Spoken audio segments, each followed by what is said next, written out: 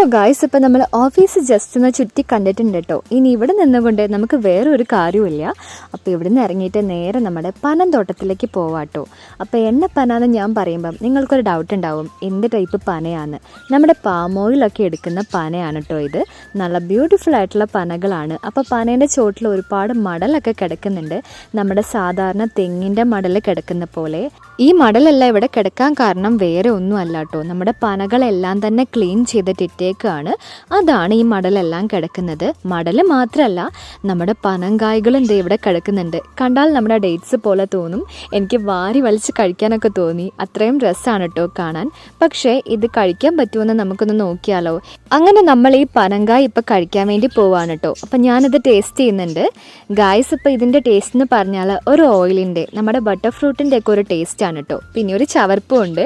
എന്തായാലും നമ്മുടെ പൈങ്കിളിക്ക് ഇത് ഇഷ്ടമായും തോന്നുന്നു.